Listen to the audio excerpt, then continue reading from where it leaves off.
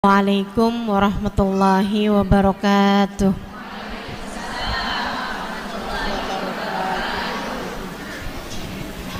Alhamdulillah.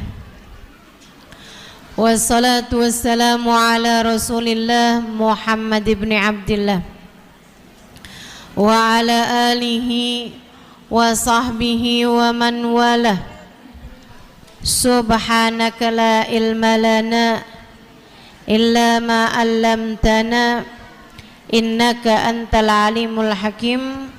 Rabbi shrah li sadri wa yassir li amri wahlul 'uqdatan min lisani yafqahu qawli, amma ba'du.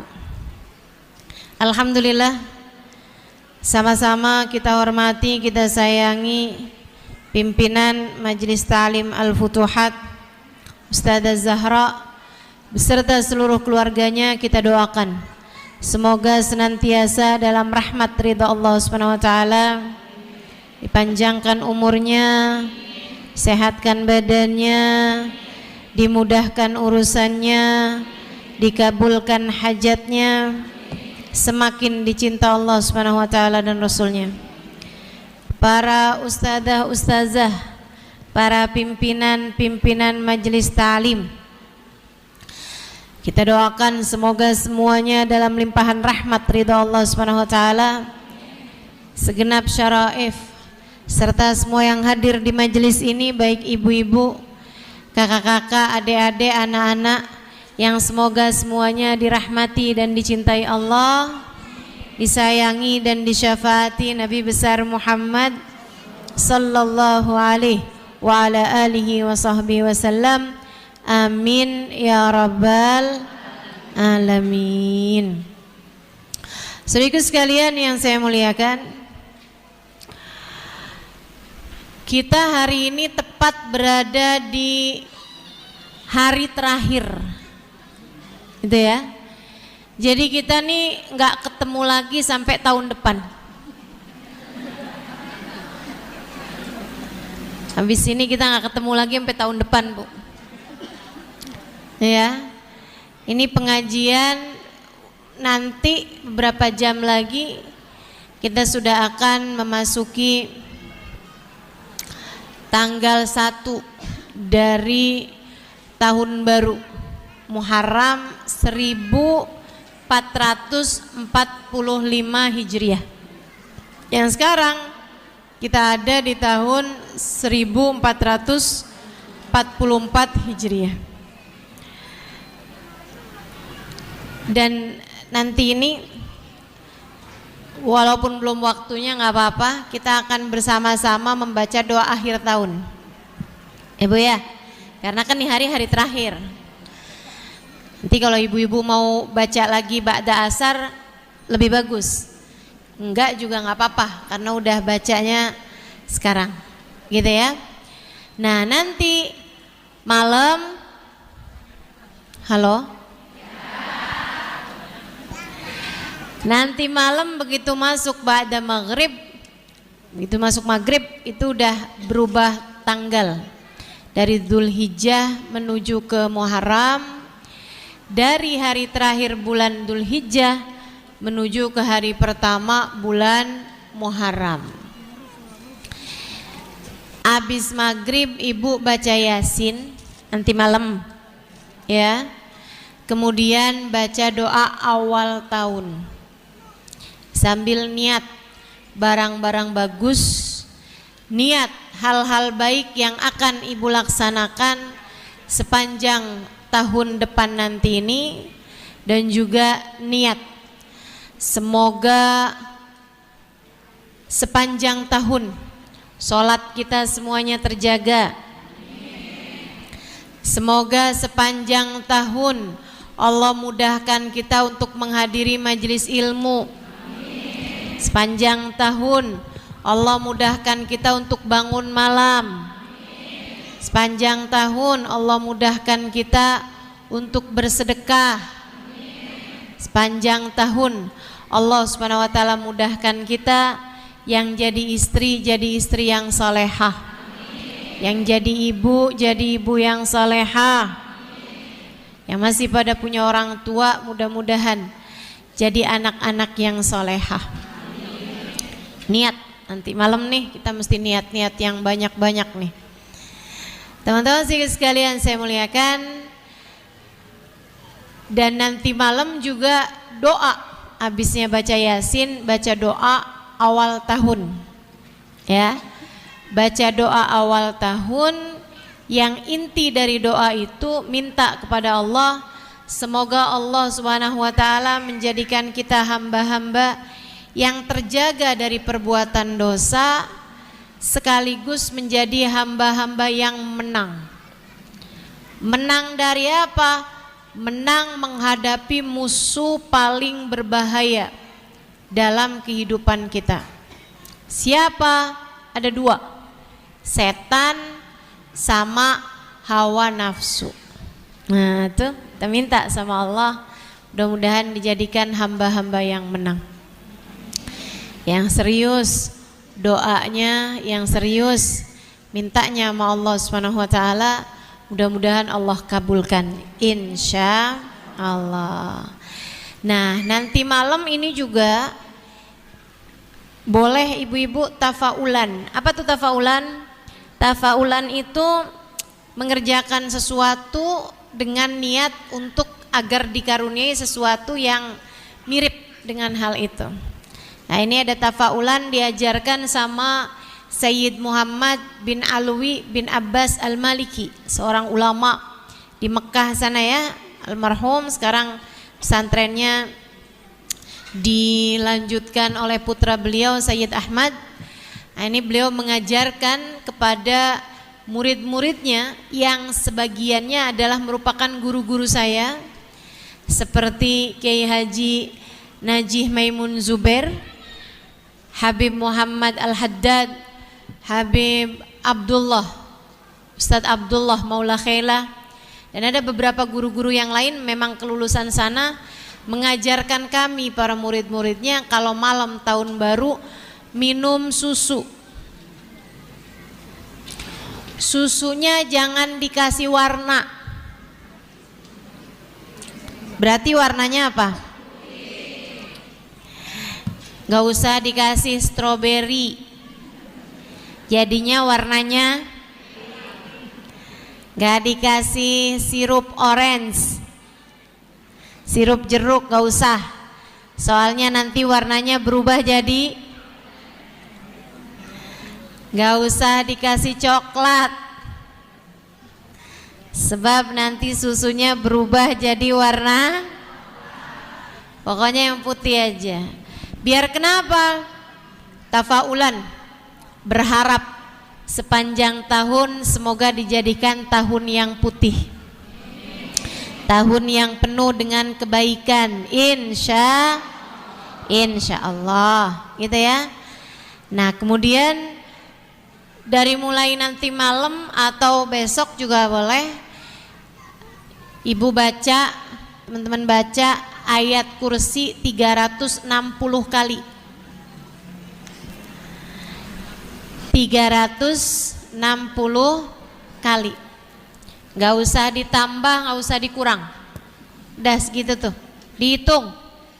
Ya, dihitung 360 kali. Kenapa 360 kali? Sebanyak bilangan hari sepanjang tahun. Insya Allah kalau dibaca nanti malam atau besok ayat kursi 360 kali masing-masing dengan basmalahnya, sepanjang tahunnya jadi terjaga. Insya Allah aman, bismillah aman. Ya, aman dari apa? Insya Allah aman dari dijahatin sama orang, aman dari, kita kan nggak tahu ya Bu ya, sepanjang tahun ini kan kita nggak tahu nih apa aja yang terjadi. Tambah tahun kan tambah orang kriminal macem-macem sekarang. Dari mulai pelecehan seksual, iya kan ya, sampai digendam, dihipnotis. Nah nih, cobain bismillah nih, baca ayat kursi 360 kali, aman dari segala kejahatan orang sepanjang tahun insya Allah. Jadi kalau ada orang yang mau berbuat jahat dengan misalnya gitu sihir, apalagi santet gitu, guna-guna kirim-kirim yang nggak baik, mudah-mudahan baca ini besok hari atau nanti malam, mudah-mudahan dijaga Allah Subhanahu wa taala sepanjang tahun. Baca apa, Bu? Berapa banyak? Baca bismillah apa enggak? Sekali atau 360 kali bismillahnya? Masing-masingnya ya. Insya Allah. Harus saya ulangi nih, soalnya kalau enggak tuh ntar begitu bubar. Tadi berapa ya tadi? Ibu suka gampang lupaan. Insya Allah, mudah-mudahan bisa diamalkan. Baik, teman-teman sekalian saya muliakan. Sampai Ustazah puasa apa enggak besok? Yang mau puasa besok bagus aja, mengawali tahun dengan kebaikan gitu ya. Tapi kalau enggak puasa juga enggak apa-apa. Puasanya itu sunnah tapi tidak muakkad gitu ya. Yang sunnahnya kuat, kesunahannya dianjurkan dengan sangat, itu adalah puasa tanggal 10 Muharram, namanya hari Asyura. Nah itu namanya puasa hari Asyura. Kapan itu? Tanggal 10 bulan Muharram, jatuhnya hari Jumat tanggal 28 Juli. Ini dengerin nih, jangan pakai nanya-nanya lagi. Ntar baru sini Jumat kapan? Jumat tuh besok ya? Jumat besok? Bukan, Jumat tanggal 28 Juli sama dengan Jumat tanggal 10 Muharram atau hari Asyura. Asyura diambil dari kata-kata asyr, 10. Nah itu dia. Nah puasanya nanti tanggal 10 itu diawali dengan puasa sehari sebelumnya, yaitu tanggal 9, namanya hari Tasu'a ya. Jadi ibu niat tuh hari Kemisnya berarti ya, hari Kemis yarhamukillah, hari Kemis malamnya niat nawaitu shoma ghadin an sunnati yaumit tasu'a lillahi ta'ala. Dan karena hari Kemisnya itu juga bertepatan dengan hari Kemis atau hari Tasu'anya bertepatan dengan hari Kemis, ibu sekalian bisa niatin puasa hari Kamis. Dan karena itu juga di bulan Muharram ibu juga bisa niatin sebagai puasa di bulan Ashhuril Hurum, bulan yang dimuliakan Allah. Jadi niatnya bisa double-double. Nawaitu shauma ghadin an sunnati yaumil khamis wa an sunnati yaumit tasu'a wa an sunnati yaumin minal ashhuril hurum. Gitu ya. Atau kalau ribet-ribet bahasa Arab, ya Allah saya niat puasa besok. Puasain hari Kamis, puasain hari Tasu'a, puasain bulan Muharram, puasain bulan mulia, gitu ya. Seperti itu. Ustazah, saya masih punya utang puasa Ramadan kemarin. Saya gimana nih nasibnya nih? Mau puasa sunnah, saya masih punya hutang puasa wajib. Ini teman-teman, nggak boleh niat puasa sunnah aja. Sebab orang tuh kalau masih punya hutang puasa wajib, nggak boleh puasa sunnah. Lah terus gimana dong Ustazah? Saya kan pengen juga nih dapat pahalanya puasa Asyura gitu. Teman-teman saya sekalian, Imam Nawawi sebagaimana dikutip oleh Syekh Abu Bakar Syata dalam kitab I'anatul Talibin ala Syarhi Fathil Mu'in, Imam Nawawi menyampaikan bahwa kalau seseorang masih punya hutang puasa wajib dia menjatuhkannya pada hari puasa sunnah, maka dia mendapatkan keduanya kalau dia meniatkannya. Maksudnya gimana? Niatin nawaitu shoma ghadin an qada'i fardhi syahri Ramadan. Ya. Nawaitu shoma ghadin an qada'i fardhi syahri Ramadan wa an sunnati yaumit tasu'a, di hari tasu'a, wa an sunnati yaumil khamis wa an sunnatil asyhuril hurum lillahi ta'ala. Nah, nanti yang besoknya gitu juga. Nawaitu shauma ghadin an qada'i fardhi syahri Ramadan wa an sunnati yaumi asyura wa an sunnatil asyhuril hurum lillahi ta'ala. Gitu.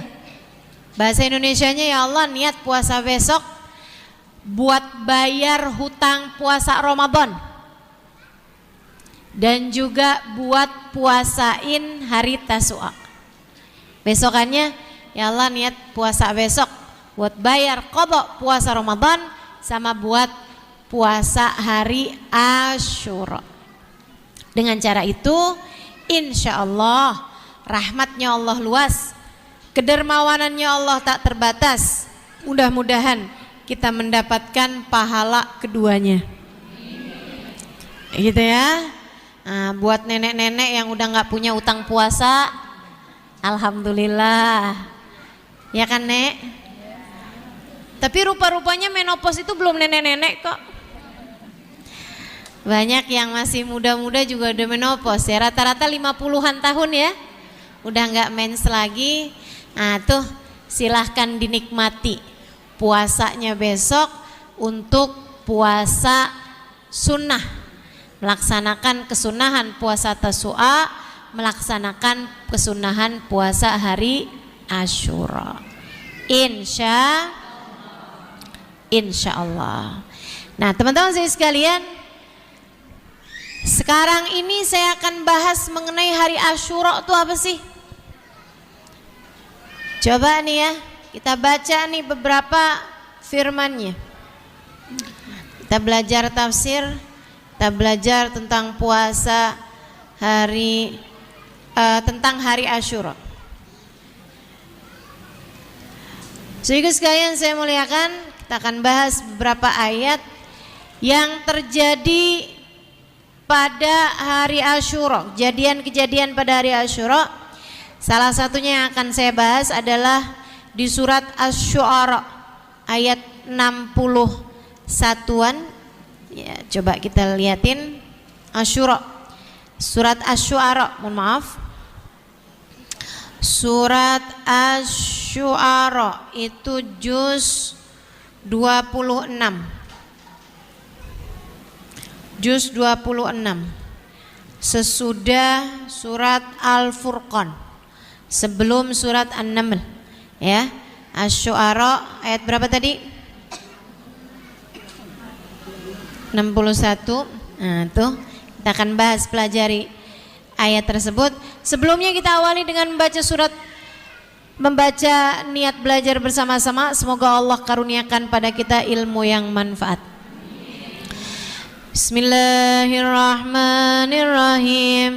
Nawaitu ta'allum wa ta'lim والنفع والانتفاع والمذاكرة والتذكير والإفادة والاستفادة والحث على التمسك بكتاب الله وسنة رسول الله صلى الله عليه وآله وسلم والدعاء إلى الهدى والدلالة على الخير ابتغاء مرضاته وقربه وثوابه وحسن الخاتمة مع اللطف والعافية وصلاح العاقبة برحمتك يا أرحم الراحمين. فضل حضرة النبي محمد صلى الله عليه وسلم وآله وصحبه وأزواجه وذريته وأهل بيته وسلم وجميع الأنبياء والمرسلين والقرن أجمعين ونصوصا سيدنا المهاجرين الله أحمد بن عيسى فكيل المقدم محمد بن علي بن سيدنا الحبيب عبد الرحمن السقاف سيدنا الحبيب عبد الله بن أبو بكر العيدروس فخر الوجود الشيخ بكر بن سالم صاحب راتب عبد الله بن الحداد أحمد بن زين الحبشي أبي علي محمد الحبشي وجميع ساداتنا آل أبي علوي أجمعين ثم إلى الإمام الغزالي محمد بن محمد الغزالي التوس ثم إلى سيدنا الشيخ عبد القادر الجيلاني ثم إلى أربعة الأئمة المجتهدين ومقلدين في الدين علماء عاملين والفقهاء المحدثين والقراء مفسرين وسادات الصوفية المحققين أجمعين أن الله يغفر لهم ويرحمهم ويعلي درجاتهم في الجنة وينفعنا بركاتهم وأسرارهم وأنوارهم وعلومهم ونفاتهم في الدين والدنيا والآخرة. الفاتحة. بسم الله الرحمن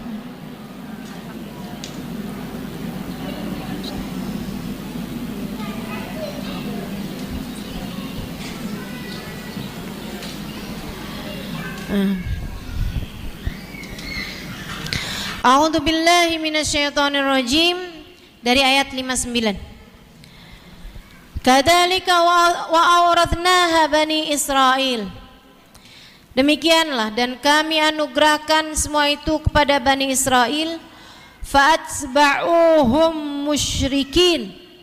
Lalu Fir'aun dan bala tentaranya menyusul mereka saat matahari terbit. Falamma tara al-jam'an qala ashabu Musa.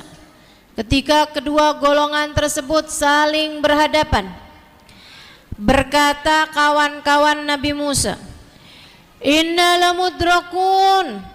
Wah, kita kesusul nih. Wah, kita ketangkep nih, kita kena nih. Qala kalla. Nabi Musa menjawab, enggak bakalan. Inna ma'iya rabbi sayahdin. Sungguhnya bersama denganku ada Allah Tuhanku. Sayahdin, Dia akan senantiasa memberiku jalan. Fa'auhayna ila Musa anidrib bi'asakal bahr. Maka kami wahyukan kepada Nabi Musa, pukulkanlah tongkatmu ke lautan. Fanfalaqa, maka lautan pun terbelah. Fakana kullu firkin kataudil adim. Setiap belahannya seperti gunung yang besar. Wa azlafna thammal akharin. Dan di sanalah kami dekatkan golongan yang lain. Fa anjaynahu Musa wa man ma'ahu ajma'in.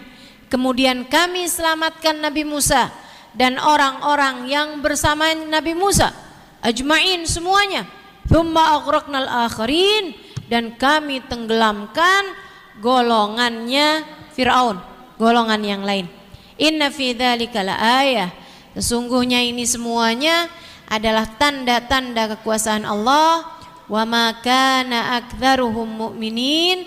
Meskipun banyak di antara manusia yang tidak beriman. Wa inna rabbaka lahuwal azizur rahim. Sungguhnya Allah Tuhanmu, Dia adalah zat yang maha kuat, ar-rahim, sekaligus juga zat yang maha penyayang. Sadaqallahul azim. Jadi sekalian, hari Asyura itu adalah hari yang sangat bersejarah. Hari di mana Allah Subhanahu wa taala banyak memberikan karunia-karunia-Nya kepada hamba-hambanya yang beriman. Para nabi-nabinya Allah itu banyak dikasih hadiahnya pada hari Asyura. Peristiwa-peristiwa besar banyak terjadi pada hari Asyura.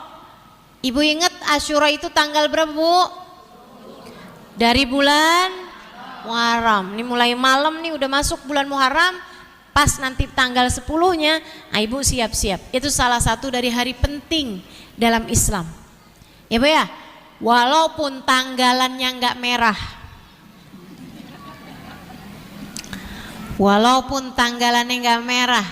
Sebenarnya kalau bisa nih kita ngusulin tanggalan merah nih sama pemerintah buat hari Asyura. Tapi kayaknya udah kebanyakan tanggal merahnya ya. Libur mulu sekolahnya, emak-emak suka pada nggak demen nih anaknya libur. Teman-teman sekalian, saya sih setuju kalau tanggal 10 Muharram tuh hari Asyura liburin. Kenapa gitu? Biar pada kuat puasa anak-anak kita gitu kan. Kenapa? Soalnya hari Asyura hari penting teman-teman dalam Islam. Hari penting dalam Islam artinya adalah hari penting bagi hamba-hambanya Allah, sebab pada hari tersebut Allah banyak memberikan karunia-karunia. Dan ini tuh bukan masalah ya kalau Nabi dikasih karunia memang pantas gitu. Tapi kalau kita gimana? Oh enggak gitu Bu, enggak gitu Dek.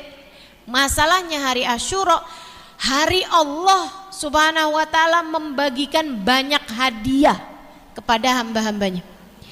Yang sakit-sakit banyak yang disembuhkan hari Asyura. Sebagaimana dulu Nabi Ayub disembuhkannya pada hari Asyura. Yang susah-susah, sulit-sulit, banyak yang diberi kemudahannya pada hari Asyura. Sebagaimana Nabi Yunus dikeluarkan dari kesumpekannya, dari kesusahannya, dari dalam perut ikan pada hari Asyura. Ibu-ibu, teman-teman sini sekalian saya muliakan, banyak dosa-dosa yang diampuni pada hari Asyura. Sebagaimana Allah dulu menerima dan mengampuni Nabi Allah Daud pada hari Asyura juga. Makanya nih sebuah pemberian dari Allah Subhanahu wa taala kepada kita sekalian. Ini yang ngerasa kayaknya saya cocok dah ceritanya sama Nabi Ayub nih, lagi sakit nih, minta kesembuhan, hari Asyura adalah waktunya. Kayaknya saya cocok nih kayak ceritanya Nabi Daud. Aduh dosa nih susah banget ngindarinnya. Meskipun tentu saja Nabi Daud tidak melakukan dosa ya Bu ya. Hanya dari sisi kesalahan para nabi itu kalau dianggap di kita mah bukan salah. Cuman ya Nabi mah memang standarnya tinggi. Nah, Allah Subhanahu wa taala mengampuni Nabi Daud pada hari Asyura. Jika sekalian saya muliakan, yang ngerasa aduh sumpek banget saya ini, mudah-mudahan deh biar lapang gitu. Keadaan kita biar lapang. Nah, cocok nih sama ceritanya Nabi Yunus. Saya minta sama Allah nih biar gitu, biar lapang keadaan kita gitu kan. Susah mulu nih, kemana-mana ditagihin utang, berasa dunia sempit. Gimana nih biar lapang keadaan kita nih? Cobain yang serius doa, yang serius ibadah pada hari Asyura. Mudah-mudahan sebagaimana Nabi Allah Yunus dikeluarkan dari perut ikan, kamu pun juga dikeluarkan dari segala kesusahan, kesempitan, ketidaklapangan pada hari Asyura. Dan sebagaimana Nabi Musa di ayat yang kita akan pelajari ini ya, dibelenggu oleh Fir'aun. Nabi Musa yang berada dalam kekuatan Bani Israel, maksud saya berada dalam kekuasaan Fir'aun, diselamatkan Allah pada hari Asyura. Mudah-mudahan kita juga begitu. Kita dikuatkan hati ngadepin setan, kita dimenangkan ngadepin hawa nafsu. Dan kalau ada di antara kita yang sedang berada dalam kekuasaan orang yang gak sayang sama kita, entah punya suami yang kasar, yang jahat gitu misalnya, atau ada orang tua yang kurang sayang gitu ya, suka mukul misalnya dan sebagainya, atau punya pekerjaan dengan bos dengan atasan yang rada-rada apa nih, toksik ya, yang cukup menyusahin gitu misalnya. Ini mudah-mudahan nih, sebagaimana Nabi Musa Allah SWT jadikan mengalahkan kekuasaannya Fir'aun, mudah-mudahan Allah juga karuniakan kepada kita mampu untuk menjadikan kita menang dari suami kita Ustazah. Mudah-mudahan Allah lembutkan hatinya. Bukan berarti dia mesti tenggelam, ntar disama-samain ceritanya Fir'aun tenggelam, mudah-mudahan laki kita juga tenggelam. Jangan ya, mudah-mudahan bos kita juga tenggelam gitu, nggak gitu. Akan tapi kita minta kepada Allah SWT, semoga Allah SWT melembutkan hati mereka, melembutkan hati orang-orang yang kita sayangi, sehingga kita menjadi orang yang terselamatkan, insya Allah. Gimana nih ceritanya Nabi Musa nih? Nabi Musa ini teman-teman, umat Bani Israel nih semakin banyak ngikutin ajarannya Nabi Musa, semakin banyak beriman kepada Nabi Musa. Fir'aun tambah gerah, Fir'aun dan pasukannya tambah gerah. Ini Musa gimana sih nih ceritanya nih, Musa sama Harun nih. Yaudah kita hancurin aja, kita hancurin. Musa sama Harun nih kita tangkepin, kita kumpulin, kita bakar gitu kan. Habis nih Musa sama Harun. Ini kita biarin ternyata ngelunjak nih si Musa nih. Padahal dulunya saya ngerawat, katanya Fir'aun nih. Ini Bu ya, dari ceritanya Nabi Musa sama Fir'aun nih kita bisa tahu nih,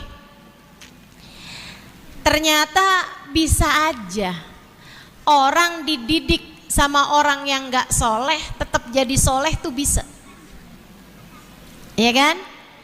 Musa alladhi rabbahu fir'aunu mursalu wa Musa alladhi rabbahu jibrilu kafiru. Dulu di zamannya Nabi Musa tuh ada dua Musa Bu. Ada Nabi Musa yang adalah seorang Rasul, dia masa kecilnya dirawat sama Fir'aun. Musa yang dirawat sama Fir'aun jadi seorang Nabi, jadi seorang Rasul. Sementara Musa yang dirawat sama malaikat Jibril, yaitu Musa Samiri, dia kemudian malah jadi orang kafir. Musa Samiri, ibu-ibu pernah dengar ceritanya? Belum? Tada kapan-kapan saya ceritain. Ayatnya panjang Bu, kan saya mau bacain ayat ini nih yang sekarang nih ya. Ada tuh Musa Samiri itu Bu, dia tuh Bu masa kecilnya Bu dirawatnya malaikat Jibril, tapi di masa dewasanya jadi kafir. Sementara Musa satunya yang dirawat sama Fir'aun malah jadi seorang nabi. Jadi ibu-ibu gak bisa nyalahin orang tuanya. Ya gimana saya mau jadi baik? Masa kecil saya aja, bapak saya tuh preman di kampung sini, saya gak bisa jadi baik lah, saya gak mungkin jadi baik. Gak bisa begitu, gak bisa gitu.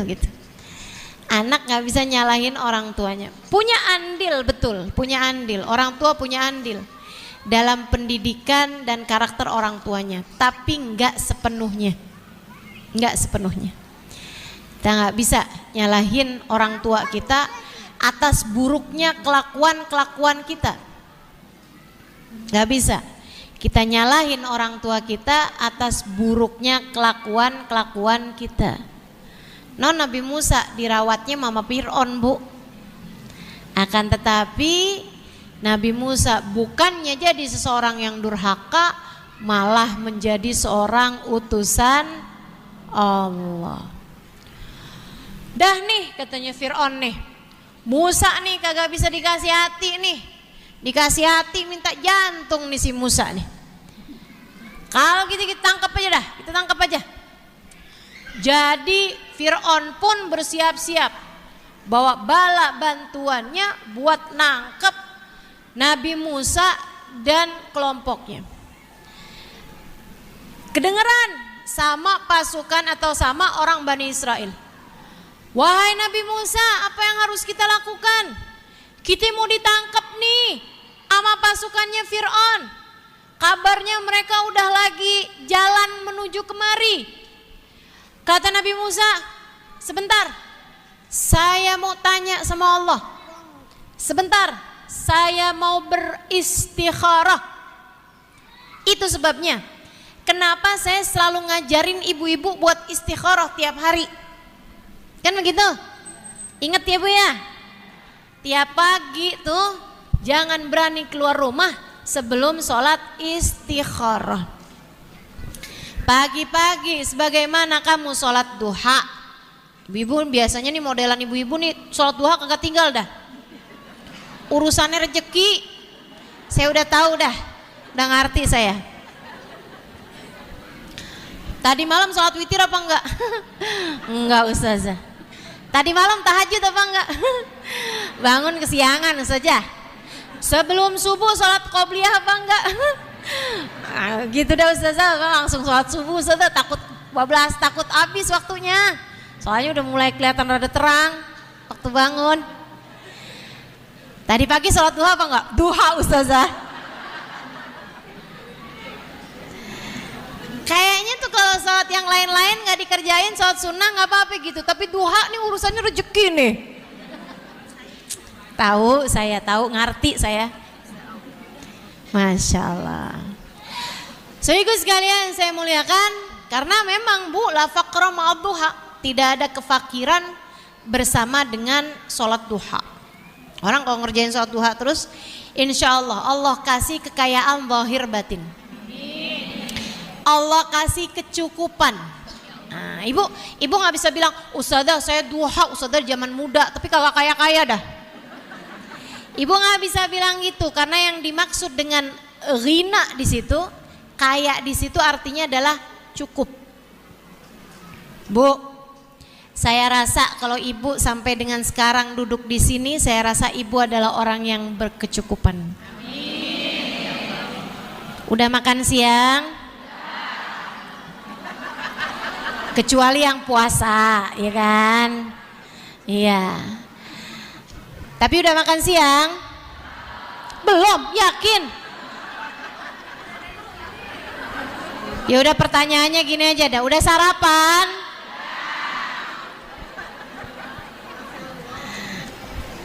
Ibu-ibu sekalian, cukup kita insya Allah nyampe ke sini kan artinya punya uang buat nyampein ibu kemari, atau seenggaknya nebeng me temen, saya nggak tahu dah. Tapi insya Allah kan cukup ya Bu ya. Nah itu tuh kalau sholat duha tuh insya Allah Allah kasih dua kecukupan. Kecukupan zahir artinya nggak akan ada, dengarkan saya, kamu kalau istiqomah sholat duha terus tiap hari, nggak akan datang waktunya kamu pengen makan sampai nggak punya sesuatu buat kamu makan. Orang kalau sholat duha terus tiap hari gitu ya istiqomah, nggak akan datang waktunya kamu sampai miskin yang bener-bener miskin buat makan yang nggak ada tuh nggak akan. Kalau istiqomah ya, istiqomah. Sama Allah Subhanahu wa Ta'ala akan kasih kepadamu insya Allah merasa cukup hatinya jadi ngerasa cukup terus. Tapi kalau ada orang nggak sholat duha, andai pun dia dikasih kekayaan secara zahir, Allah nggak akan kasih kepada dia kekayaan secara batin. Artinya ngerasanya kurang aja gitu. Makanya Bu, ibu pernah lihat gak ada orang kaya tetap korupsi? Ibu lihat kan, biar di TV juga tapi kan lihat, ya Bu ya. Bu yang korupsi itu kaya-kaya loh. Tapi dia nggak ngerasa cukup, makanya ngerasa takut kurang, akhirnya yang haram-haram sekalipun diambil sama dia. Bahaya tuh. Bahaya tuh. Jadi kalau ada ibu-ibu nih yang suka bilang sama lakinya, kalau kamu nggak bisa bawa pulang bawa duit, jangan pulang sekalian. Saya sarankan padamu sholatlah duha. Jangan tinggal sholat duha. Tuh ada ibu yang begitu modelnya pasti nggak sholat duha tuh. Karena kalau sholat duha Allah pasti kasih dalam hatinya rasa cukup. Dan rasa cukup nih Bu, merasa bahwa saya cukup kok gitu. Alhamdulillah saya cukup. Rasa kayak gitu tuh ibu-ibu sekalian, kata Nabi Muhammad, al-qanaah kanzun la yafna. Merasa cukup adalah kekayaan yang gak akan pernah ada habis-habisnya. Masya Allah. Itu orang kalau sholat duha tuh dikasih ghina, kasih merasa cukup zahir dan batin, kecukupan secara zahir dan secara batin. Nah kalau ibu pagi itu sholat duha, sekalian juga ibu sholat istikharah. Usolli sunnatal istikharah rakaataini lillahi ta'ala. Ibu sholat itu 2 rakaat. Habis saya sholat ibu doa, ya Allah, ada hari baru yang kau hadiahkan padaku.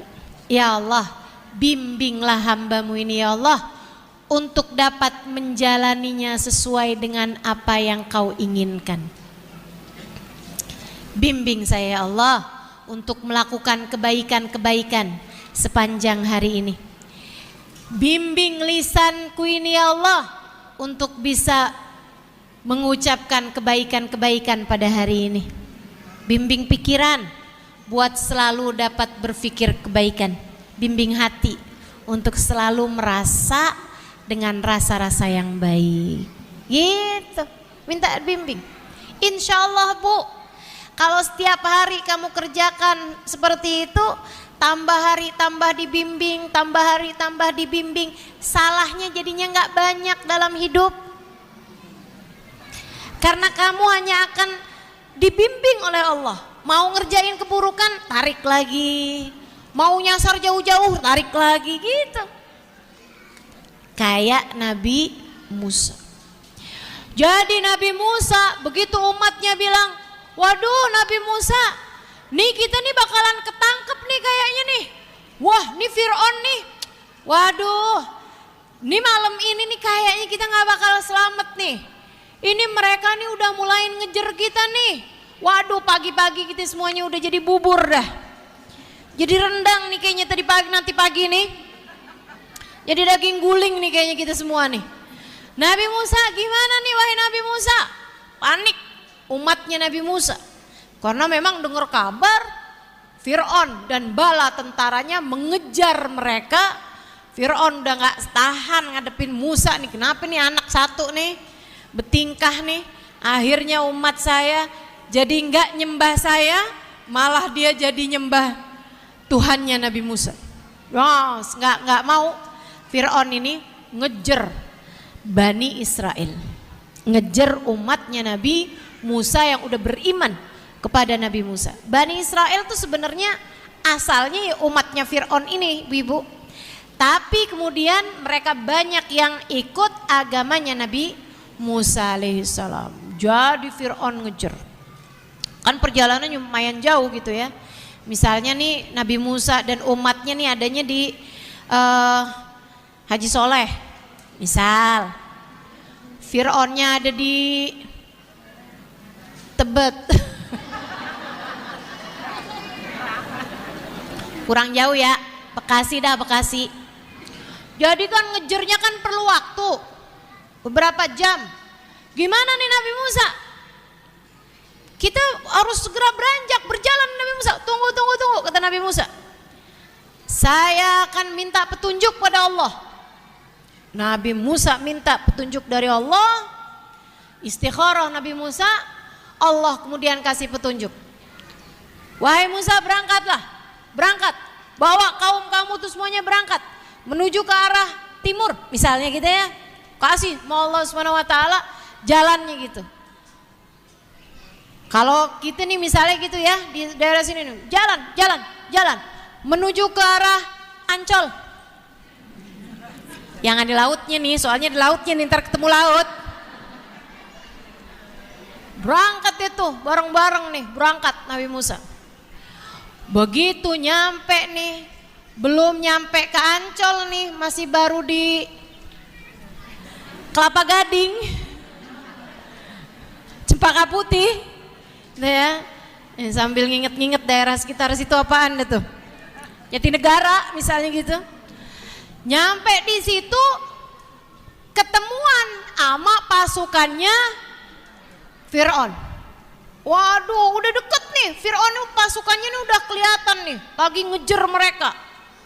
Waduh, Nabi Musa, gimana Nabi Musa? Terus jalan, kata Nabi Musa. Terus jalan. Wah, Nabi Musa, inna lamudrakun, kata mereka nih. Inna lamudrakun. Falamma tara'al jam'an.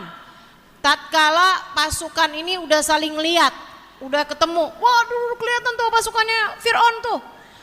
Qalu Musa, qala ashabu Musa, teman-temannya Nabi Musa nih, Bani Israel yang bersama dengan Nabi Musa, para pengikutnya Nabi Musa, mereka bilang, inna lamudrakun. Waduh, kita ketangkep nih Nabi Musa, kita udah pasti nih ketangkep nih. Waduh, udah deh gak selamat nih kita nih. Apa kata Nabi Musa? Kalla, gak bakalan. Kita gak bakalan ketangkep. Kita gak bakalan disiksa sama Fir'aun. Kita gak bakalan kena sama pasukannya Fir'aun. Kenapa gitu? Noh udah kelihatan noh pasukannya noh. Dari kejauhan kan, malam-malam ini ya. Malam-malam nih ceritanya nih. Malam-malam Bu. Udah mau subuh. Udah mau subuh tuh. Udah dini hari gitu kan. Mau kelihatan noh. Dari kejauhan gitu. Mereka semuanya pada iniannya apa namanya, api-api yang mereka bawa gitu kan, obor-obor yang mereka bawa tuh kelihatan tuh di kejauhan. Waduh, Nabi Musa nih kena nih kita nih, gak bakalan, kata Nabi Musa, kita gak bakalan kena. Kenapa? Inna ma'iya rabbi sayahdin, karena bersamaku ada Allah. Sayahdin, Allah akan selalu memberi jalan pada kita. Tuh enaknya jadi hamba Allah yang selalu minta petunjuk dari Allah, nggak bakalan salah-salah jalannya. Makanya Bu, jangan andalkan ilmumu, ilmumu tidak seberapa. Jangan andalkan hartamu, hartamu nggak seberapa. Jangan andalkan kekayaanmu, kamu nggak kaya-kaya amat juga. Jangan andalkan kecantikanmu, kamu gue nggak cantik amat juga, sampai belibet nih lidah saya. Kita nggak cakep-cakep amat juga ya Bu ya. Jangan andalin itu semuanya. Cukup andalan kita adalah Allah. Selagi kamu di jalan Allah, selagi kamu ngikutin aturan Allah, selagi kamu selalu minta petunjuk dari Allah, Allah udah kasih petunjuknya, jalanin, nggak usah takut. Inna ma'iya rabbi sayahdin. Sungguhnya bersamaku ada Allah. Allah akan selalu memberi kepada kita jalan. Ibu, kamu kawin sama suamimu udah cukup lama. Kamu ada dalam jalan Allah Bu. Nggak usah takut sama perempuan yang berhubungan sama suamimu lewat jalan haram. Bu, kamu istri sah nggak usah takut sama pelakor.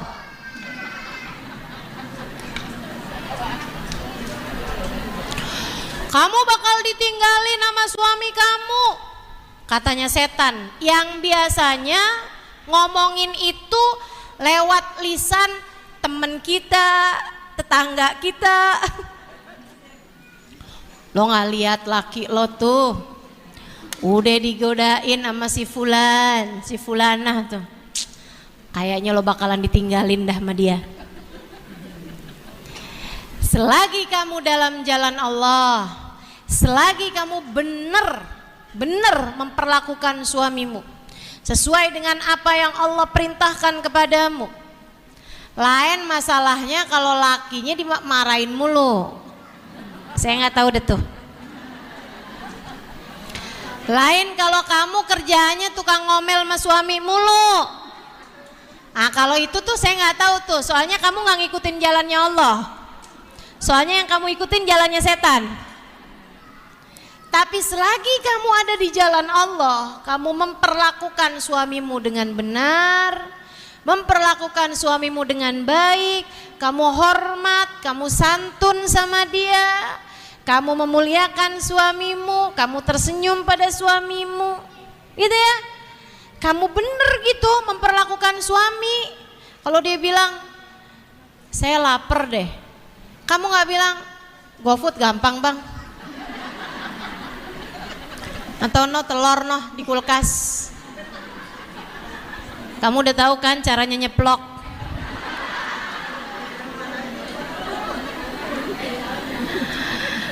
Ah kalau kamu modelannya kayak gitu saya nggak tahu dah tuh. Tapi kalau kamu modelannya yang udah bener gitu, memperlakukan suami bener, gitu ya. Kamu jaga tingkah lakumu, kamu jaga ucapan-ucapanmu, kamu baik memperlakukan dia. Kamu ada di jalan Allah, nggak usah takut. Setiap kali ada apa-apa, tiap kali ada pasukan Fir'aun mengejar kamu, ucapkan inna ma'iya rabbi sayahdin. Saya nggak takut, bersama dengan saya ada Allah sayahdin. Allah pasti akan memberi jalan. Allah pasti bakalan ngasih yang terbaik bagi kehidupan saya. Saya nggak takut. Tuh Nabi Musa tuh. Ya gitu ngajarin sama kita. Selagi kamu ada di jalan Allah, bismillah teman-teman sekalian. Kita hanya perlu menjalani kehidupan ini dengan cara yang terbaik.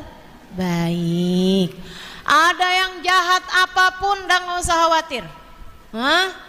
Ada tetangga begini begitu segala macam, nggak usah khawatir. Ternyata si perempuan yang naksir melaki gitu tuh mau ngirimin santet guna-guna gitu kan, mau ngirimin apa tuh namanya, pelet segala macem, misalnya gitu, mau melet suami kita, tenang, ucapkan kalla inna ma'iya rabbi sayahdin. Jangan malah kok laki saya berubah ya, kayaknya disantet nih, saya mau cari juga dah, dipelet kayaknya nih, saya mau cari juga dah dukun lain yang lebih sakti. Nggak gitu. Biarin orang mau ada yang nempuh jalannya setan, kita hanya perlu untuk terus-terusan menempuh jalannya Allah. Sehingga dimanapun kapanpun, inna ma'iya rabbi sayahdin, bersama denganku ada Allah Tuhanku, dia pasti akan memberi kepadaku jalan. Bu, coba diinget-ingetin sepanjang hidupmu. Coba diinget-ingetin sepanjang hidupmu. Ketika kamu sedang di jalan Allah, pernah gak Allah tinggalin? Gak bakalan. Gak bakalan. Semua kesusahanmu dibantu kok sama Allah. Betul? Betul. Coba ibu-ibu inget-ingetin deh. Tapi saya selalu khawatir Ustazah, saya selalu cemas, saya selalu panik gitu. Panik dari apa? Khawatir dari apa? Coba kamu ingetin. Pernah disusahin sama Allah apa? Kita itu loh, susahin sedikit, abis itu dikasih jalannya banyak. Betul? Kayaknya mentok nih, susah nih, lewat sini susah, lewat situ susah. Tahu-taunya ada aja jalannya. Alhamdulillah gampang aja ternyata. Betul? Kalau ada di jalan. Enggak Ustazah, saya urusan pinjol Ustazah, repot banget dah. Ya karena kamu gak di jalan Allah. Baju masih pada bagus-bagus, kepengen aja. Buat beli lagi, sampai akhirnya utang-utangan. Panci masih pada bagus, ikutan kredit juga, utang aja. Masya Allah, Masya Allah. Tuh kursi masih bisa didudukin, beli lagi yang baru. Akhirnya utangnya banyak. Ya kan begitu tuh. Nah kalau utangnya banyak tuh kamu nggak di jalan Allah, siapa suruh ngutang? Allah mah nggak suruh bu buat kita ngutang, ada setannya sendiri tuh yang godain kamu buat ngutang.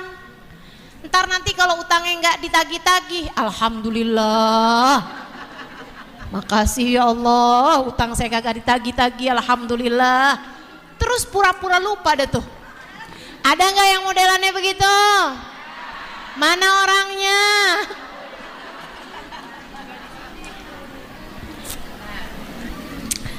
Kalau kayak begitu mah nggak di jalan Allah. Nggak tahu deh tuh saya kalau yang nggak di jalan Allah begitu.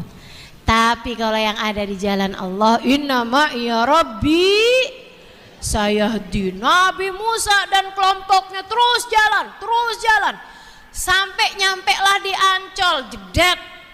Depannya lautan bu, Ancol. Laut Merah ya bu ya, lautannya sono Nabi Musa alaihissalam. Nyampe di Laut Merah ibu-ibu sekalian. Waduh, gimana nih nggak bisa jalan nih sekarang nih. Depan lautan, mereka panik ngelihat pasukan Fir'aun tambah deket.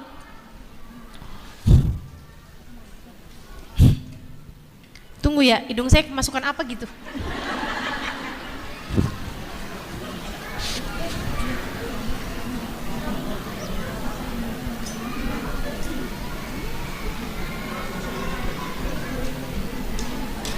Ibu-ibu sekalian, gajah nih kayaknya. Gajah masuk di hidung. Sekalian, akhirnya nih, udahan nih, mereka tambah panik akhirnya ngelihat. Wah, gimana nih Nabi Musa nih? Gak mungkin dong berenang di lautan. Sementara itu juga gak mungkin juga untuk ngadepin pasukannya Fir'aun. Pasukannya Fir'aun bersenjata lengkap teman-teman. Sementara umatnya Nabi Musa nih yang jalan nih, ada emak-emak bawa bayi, ada nenek-nenek gandeng cucu, segala macam orang, semua lapisan gitu. Ada anak kecil, ada orang tua, ada orang dewasa, ada anak muda. Sementara yang ikut pasukannya Fir'aun nih bawa pasukan lengkap dengan pedang, dengan persenjataan mereka, semuanya muda-muda, kuat-kuat, siap untuk menghancurkan mereka semuanya. Diperangin kelar tuh, mereka bawa panahan, mereka bawa segala macam. Waduh, gimana nih wahai Nabi Musa, gimana nih? Fauhaina ila Musa, maka kami pun memberi wahyu kepada Nabi Musa. Buat orang yang ada di jalan Allah, Allah pasti. Kalau sama Nabi Allah kasih wahyu, kalau pada hambanya yang ada dalam jalan Allah, Allah bakalan kasih ilham. Allah bakal dibisikkan dalam hati, bikin dia tahu aja gitu. Tahu aja, mesti lewat di mana, mesti pergi kepada siapa, harus menghubungi siapa gitu, ngerti. Kalau dalam kesusahan, ya Allah gimana nih Allah, itu pasti sama Allah dikasih tunjuk jalan bu. Makanya nggak usah takut. Tiba-tiba anak kita kejang, anak bayi, anak kecil nih, tiba-tiba kejang. Waduh, panik kan kita. Ya Allah gimana nih Allah. Kalau kamu selalu ada dalam jalan Allah, Allah pasti kasih kepadamu petunjuk. Nanti diilham gitu. Entah itu telepon rumah sakit, entah itu apa, entah itu kita hubungin saudara, pokoknya akan selalu ada jalan untuk orang-orang yang ada dalam jalan. Dan terkadang perintahnya tuh rada nggak masuk di akal. Salah satunya yang ada di sini nih. Allah perintahkan kepada Nabi Musa, gimana? Anidrib bi'asakal bahr, wahai Musa, pukulkanlah tongkatmu ke lautan. Itu nggak masuk di akal bu. Kenapa Ustazah nggak masuk di akal? Bu, Nabi Musa ini lagi minta diselamatin dari Fir'aun. Allah nyuruh Nabi Musa buat make tongkatnya buat mukul. Mukul siapa? Pantes-pantesnya kan kepalanya Fir'aun. Betul enggak? Ya Allah, gimana cara saya selamat dari Fir'aun? Wahai Musa, pukulkanlah dengan tongkatmu kepala Fir'aun. Akan pantas. Betul enggak? Ini enggak. Allah bilang, wahai Musa, anidrib bi'asa, pukulkanlah wahai Musa dengan tongkatmu tersebut ke lautan. Untung Nabi Musa ini nabinya Allah, yang apapun diperintahkan Allah sami'na. Kalau modelannya yang kayak gitu-gitu kalau diperintahkan Allah gitu kan, salah apa enggak nih Allah? Bukannya kepala Fir'aun aja nih Allah. Gimana kalau saya ngide-ngide, saya pukulin dulu kepalanya Fir'aun baru saya pukulin ke lautan? Nabi Musa enggak, langsung sami'na wa ata'na. Nabi Musa pukulkan ke lautan. Begitu dipukul, bismillahirrahmanirrahim, jeder, lautan langsung kering, langsung keras, langsung terbelah lautannya ibu-ibu sekalian, dan sebelah kanannya jadi kayak gunung, sebelah kirinya jadi kayak gunung. Jadi ombaknya tuh gitu ya, terbelah lautannya set, keras semuanya, dan lautan sebelah kanan kirinya itu berubah menjadi seperti kataudil adim, jadi kayak gunung yang sangat besar. Nabi Musa bilang, berangkat, berangkat. Nabi Musa jalan depan, kemudian diikuti kaumnya. Oh, jalan nih semuanya nih, melewatin lautan tersebut sampai mendarat di ujungnya. Lagi tengah-tengahan nih Bu, lagi tengah-tengahan lewatin lautan nih ibu-ibu sekalian. Tahu-tahu kelompoknya Fir'aun itu yang didahului oleh Fir'aun yang paling depannya ngelewatin jalanan yang sama juga. Kata umatnya Nabi Musa nih, Musa pukulin lagi tongkatnya Musa, biar yang di sananya jadi air. Biar mereka tenggelam gitu kan. Nabi Musa nggak dapat perintah dari Allah, jadi nggak ngikutin tuh apa yang diomongin sama kaumnya. Nggak dapat perintah kok sama Allah. Udah jalan aja terus, jalan terus sampai selamat. Berjam-jam kemudian mereka pun nyampe deh tuh di ujungnya lautan, maksudnya pulau yang sebelah sananya gitu. Begitu nyampe di sana, si pasukannya si Fir'aun ini ibu-ibu sekalian, di tengah-tengahnya lautan kelihatan tuh dari pandangan mata mereka tuh, Fir'aun tiba-tiba tanah yang dijejaknya Allah jadikan kembali lautan, dia pun tenggelam. Dia pun tenggelam. Ternyata Fir'aun bersama dengan seluruh ilmunya kagak sempat les berenang.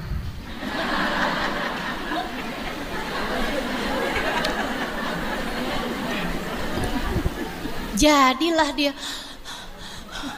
tenggelam tuh Fir'aun. Waduh ibu-ibu sekalian, bingung nih orang-orang nih. Waduh Fir'aun begitu kayak begitu Bu, sempet kemakan-makan air gitu kan. Fir'aun tahu nih masalahnya nih, ternyata saya bukan Tuhan. Tuhan mana yang tenggelam? Masa Tuhan tenggelam? Kan gitu ya. Karena selama ini Fir'aun itu merasa dirinya memang Tuhan.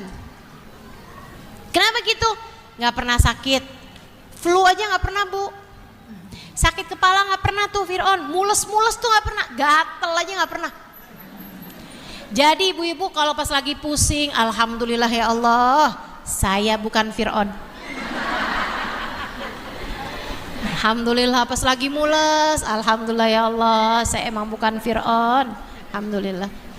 Makanya Bu, Fir'aun ketika baca di kitab-kitab terdahulu tuh, Tuhan adalah zat yang tidak pernah sakit.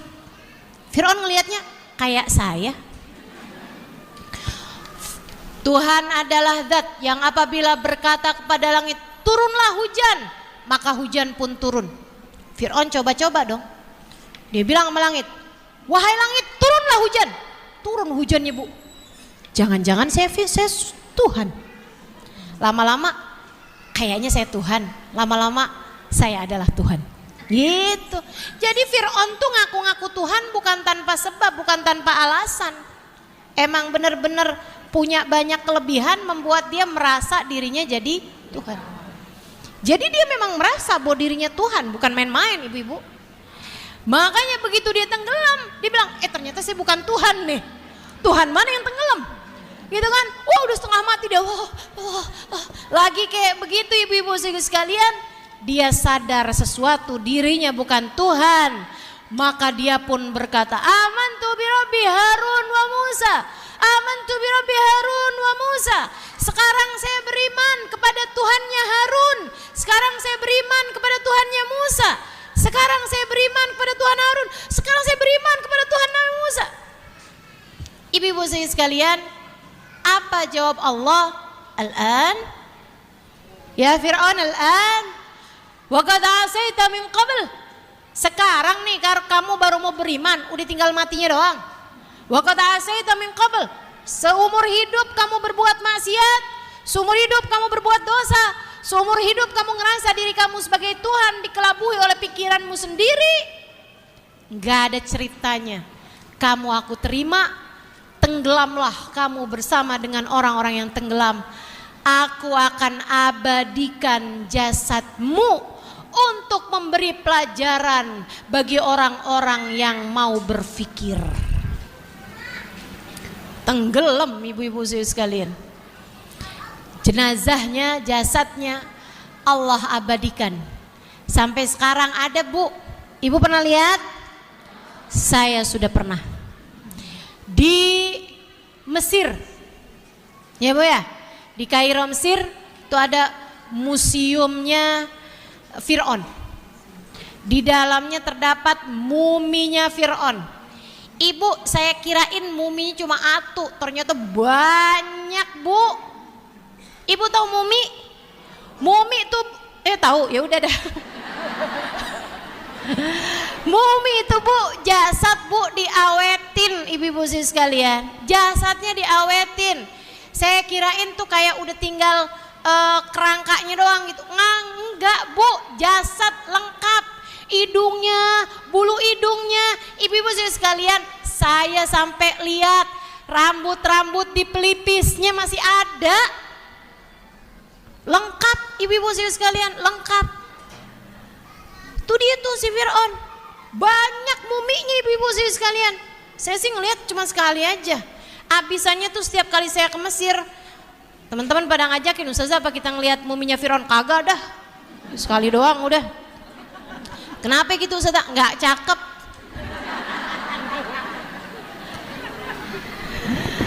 Teman-teman sekalian, tuh dia tuh.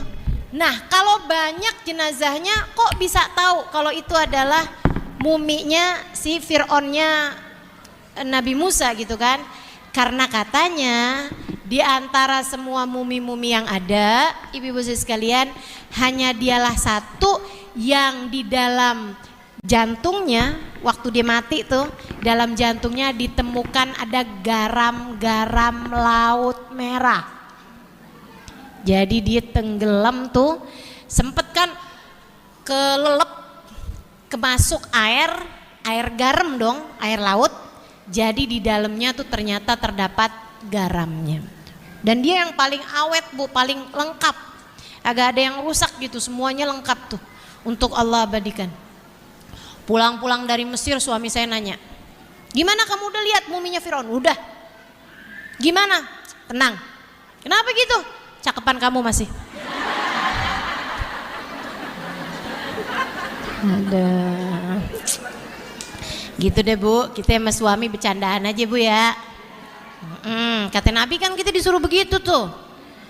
Sama Nabi dikasih rumusan hidup rumah tangga tuh kalau mau bagus, kalau mau enak.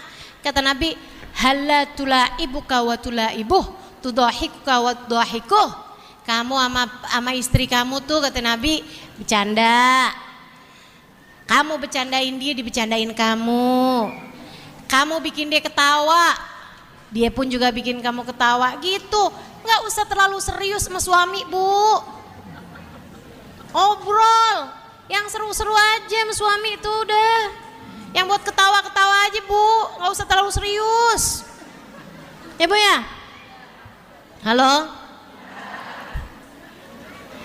Ngobrol sama suami urusannya angka mulu. Ada no ibu-ibu di sono no kayak gitu tuh. Setiap ketemu sama suaminya, "Bang, mau ada yang saya omongin." Waduh, itu beling satan tuh suami itu udah gitu tuh. Pusing tuh. Habis itu begitu duduk sama suami langsung, "Coba Bang pegang bolpen. Kemarin tagihan listrik sekian. Anak sekolah biaya sekian. Ini Bang, anak kita nih Bang yang nomor 5 Bang, kan masuk SD tuh Bang. Tadi dimintain buat bayaran seragam sekian." Ya Allah, pusing bener tuh lakinya, ya Allah. Sian. Udah dia obrolin mah yang enak-enak aja. Ya Bu. Wazlafna thammal akhirin. Fanjayna Musa wa ma'ujmain. Tsumma aghraqnal akhirin. Kemudian kami tenggelamkan semuanya. Inna fi dzalika laayah. Semua ini terdapat tanda-tanda kekuasaan. Meskipun wa makana aktsaruhum mu'minin, banyak orang-orang yang tetap tidak mau beriman. Ini semua menunjukkan inna rabbaka lahuwal azizur rahim. Allah Subhanahu wa taala Tuhan kita adalah zat yang maha kuat. Fir'aun cemen kagak ada papanya. Tenggelam juga dah. Kena air doang kalah. Ya enggak? Gitu ngaku Tuhan.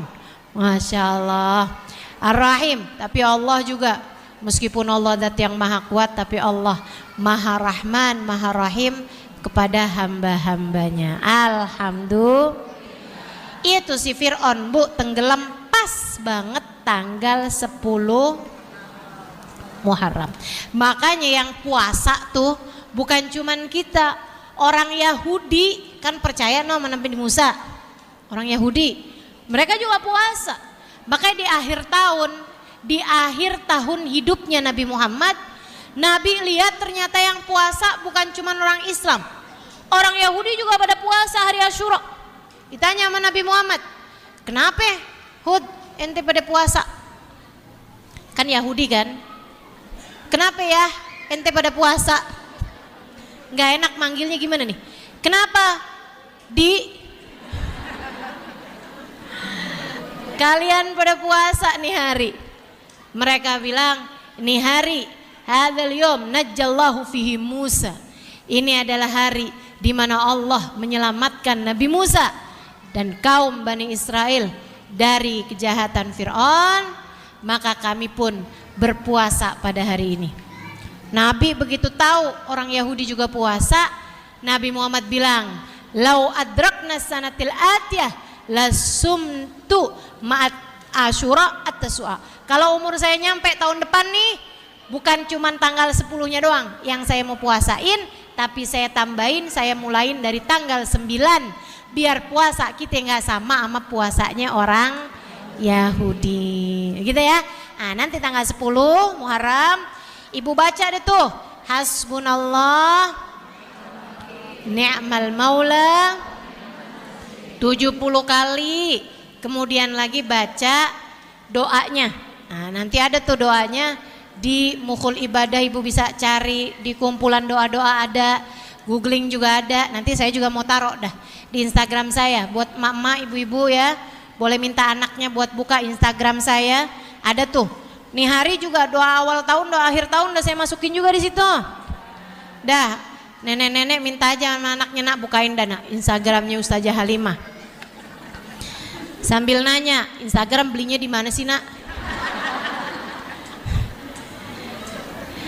Baik ibu-ibu sekalian, insyaallah mudah-mudahan Allah Subhanahu wa taala kasih kepada kita kemudahan. Allah Subhanahu wa taala karuniakan segala kebaikan-kebaikan bagi kita sekalian. Allah mudahkan kita insyaallah. Sallallahu ala sayyidina Muhammadin wa ala alihi wa sahbihi wasallam. Fadli subhana rabbika rabbil izzati amma yasifun. Wassalamun alal mursalin walhamdulillahi rabbil alamin. Semoga dapat diamalkan dalam kehidupan kita. La hadhihi niyah wa ila hadratin Nabi. Al-Fatihah.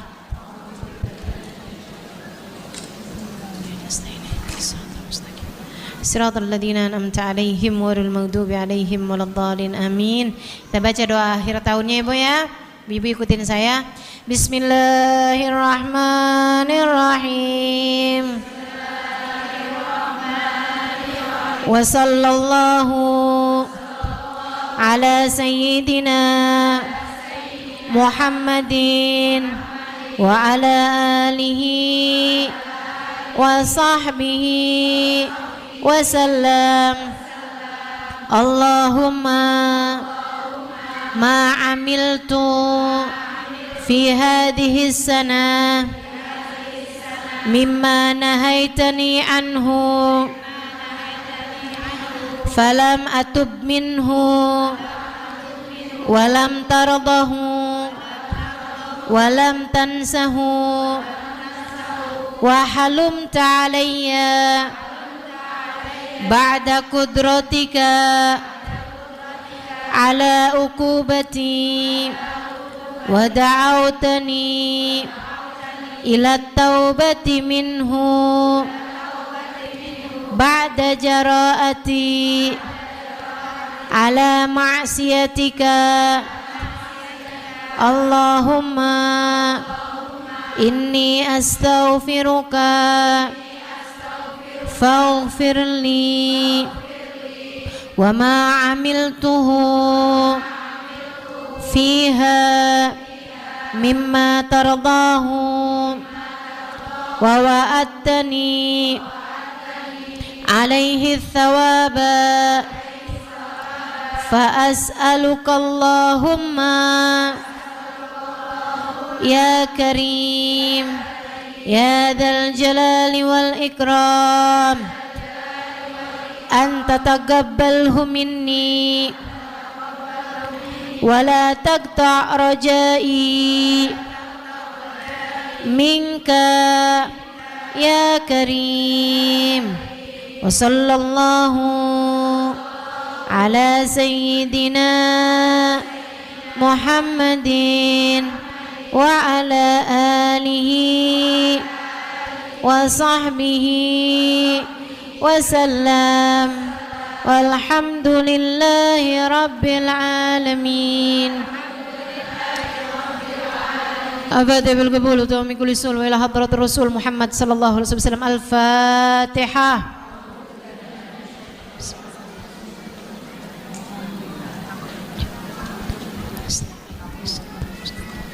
Siratal ladzina an'amta alaihim ghairil maghdubi alaihim waladdallin.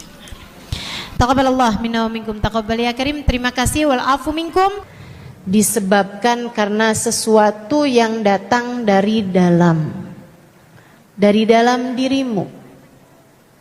Karenanya orang yang tidak bisa tenang,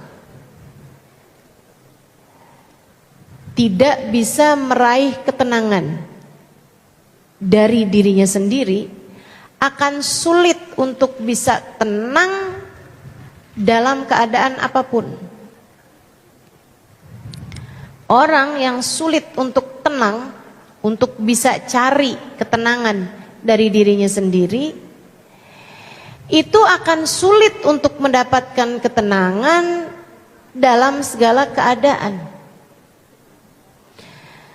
Ketika remaja atau bahkan sudah mulai memasuki usia kepala dua, dia mikir, atau bahkan dari sejak kecil nih ya, orang mikir, anak mikir, kalau saya sudah lulus saya akan tenang. Udah lulus, tenangkah? Enggak. Nyari sekolahan kelanjutan dari SD ke SMP, dari SMP ke SMA. Kalau saya udah lulus SMA saya akan tenang. Emang iya? Pusing mikirin bisa kuliah apa enggak. Ketika bisa kuliah, pusing mikirin kuliah di mana, diterima apa enggak. Akhirnya kuliah, dia pikir, kalau saya sudah lulus kuliah, saya akan tenang. Emang iya? Mulailah dia sibuk bekerja. Dia pikir kalau saya sudah dapat pekerjaan, bisa dapat gaji, saya akan tenang. Emang iya? Enggak. Habisnya dia dapat gaji, dia pun enggak tenang karena suka dikatain jomblo. Ditanyain, kapan kamu kawin? Dia udah jawab, hari Minggu. Gak tahu minggu yang kapan. Hatinya gelisah. Teman-teman udah pada mulai membagikan undangan nikah. Saya padahal gak kalah cantiknya. Kenapa jodoh saya tidak kunjung terlihat hilalnya? Hatinya gak tenang. Dia berpikir kalau saya udah kawin saya akan tenang. Emang iya, Bu?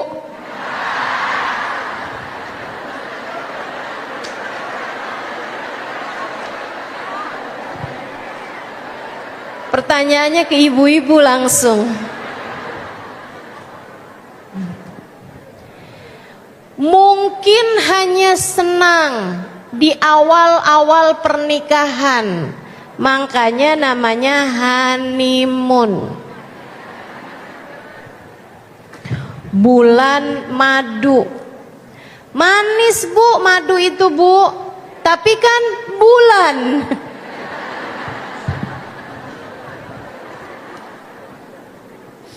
Ia bahkan bukan tahun madu, tapi hanya ukuran bulan. Mulai masuk 6 bulan, 7 bulan, mulai tagihan-tagihan.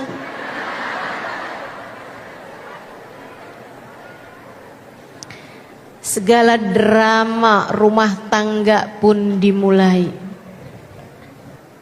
Kalau bulan-bulan pertama biasanya masih dapat menikmati hasil amplop.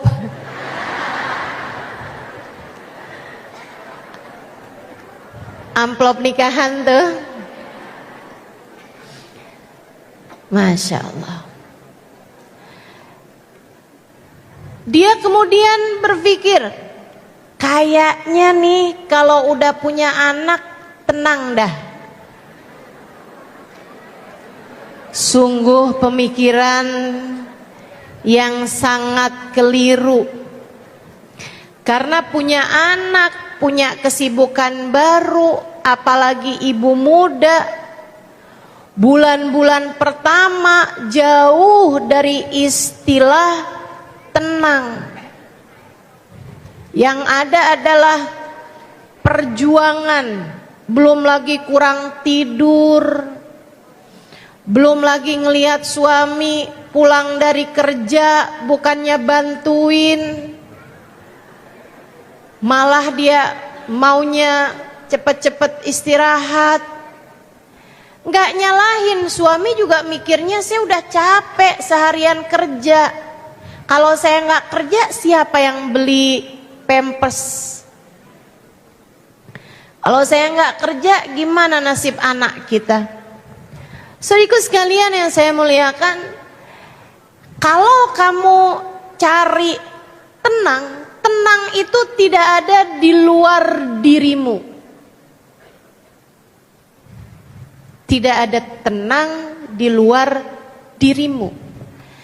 Kalau kamu menganggap bahwa kamu akan bahagia, kamu akan tenang ketika kamu sudah punya ini itu, ketika kamu sudah berkeluarga dan seterusnya, itu namanya bukan tenang melainkan senang.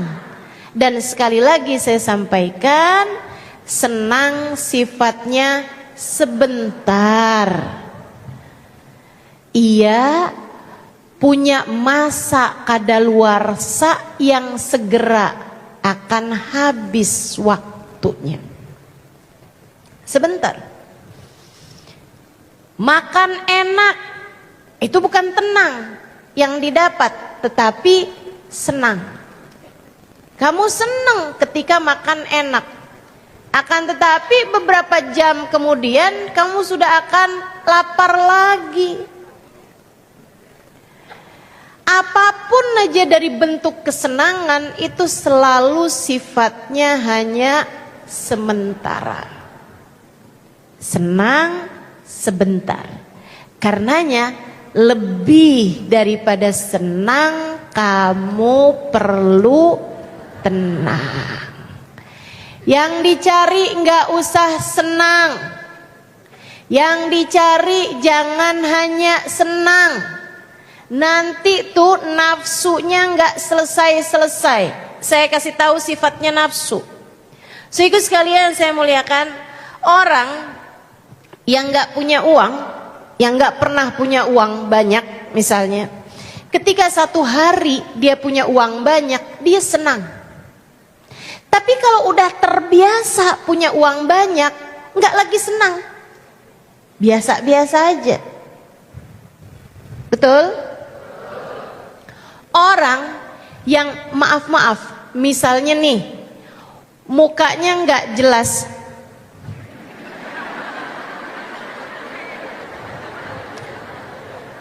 dia merasa mukanya nggak jelas. Padahal kalau saya lihat sih jelas. Dia ngerasa nih hidung saya nih kurang mancung, alis saya nih kurang melingkar, bibir saya nih kurang merah. Misalnya, dia akhirnya terpikir,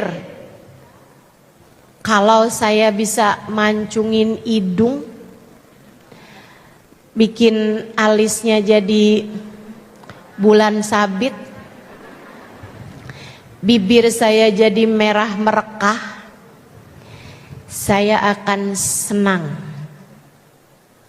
Saudaraku sekalian saya muliakan, maka dia pun mengupayakan itu. Menjalani masa operasi panjang. Habis selesai operasi kesakitan, nggak apa-apa deh, sabar demi kecantikan. Saudaraku sekalian saya muliakan, habis itu dibuka perbannya, dia lihat hidungnya nangkring sekarang. Dia bikin alisnya, dia sulam, jadi bagus alisnya kayak bulan sabit. Saudaraku sekalian saya muliakan, dia pakein sulam di bibir, jadi merah bibirnya, gak usah pakai lipstik. Saudaraku sekalian, dia seneng. Berapa lama? Berapa lama senengnya? Sehari, 2 hari, seminggu, 2 minggu, sebulan, 2 bulan, udah gak ada lagi kesenangannya. Sebab kesenangan bukan berasal dari luar dirimu itu.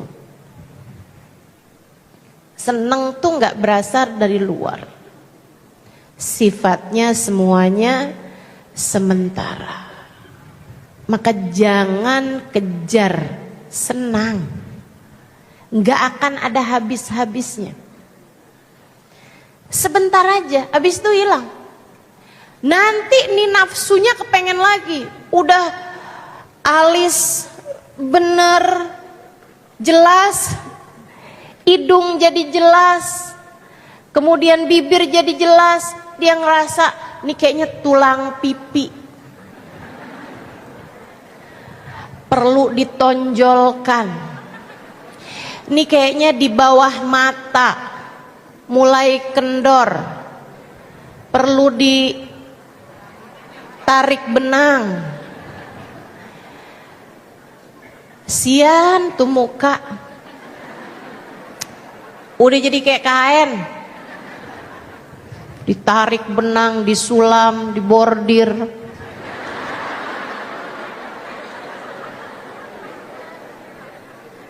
Masya Allah, nggak ada habis-habisnya teman-teman, nggak ada habis-habisnya. Terus aja, suntik putih lah, apalah terus, ayo dah. Nggak ada habis-habisnya, saudaraku sekalian, saya sampaikan padamu, nggak ada habis-habisnya. Kenapa gitu? Sebab itu kesenangan. kesenangan ini, hawa nafsu kita selalu meminta lebih lagi, lebih lagi, lebih lagi. Adik-adik remaja nih, kalau saya punya pacar, pasti saya akan bahagia.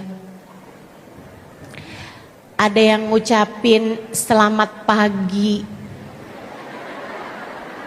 Dek, kalau cari sekedar yang ngucapin selamat pagi, pergi aja ke Indomaret.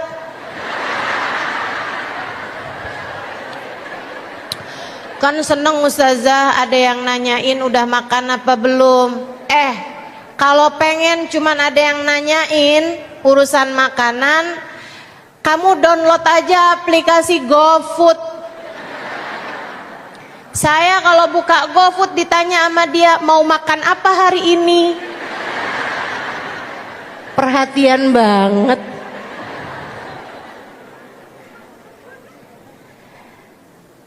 Itu semuanya kamu anggap sebagai sebuah kesenangan. Tapi Dek, ku sampaikan padamu, saya gak pernah lihat orang lebih ngesianin daripada orang yang lagi pacaran.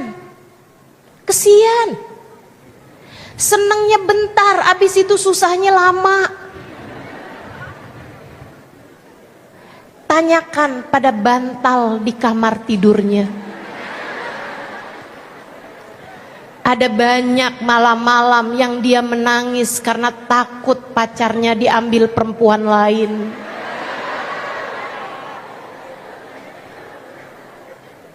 Gara-garanya pacarnya nggak segera jawab WhatsApp-nya.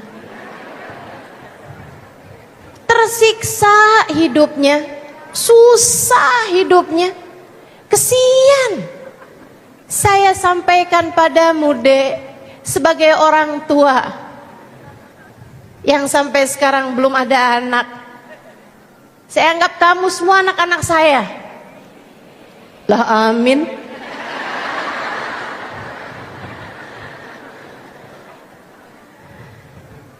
Bukan itu yang kamu sesungguhnya cari. Bukan kesenangan yang seharusnya kamu cari. Untuk bisa membahagiakan hidupmu, lebih dari senang, kamu butuh tenang. Maka dengarkan saya. Para ibu, biasanya kalau adik-adik urusannya pacaran. Kalau ibu-ibu nih urusannya uang.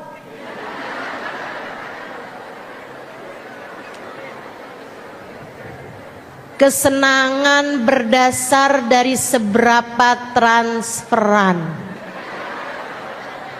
Makanya banyak ibu-ibu yang suasana hatinya bergantung tanggal.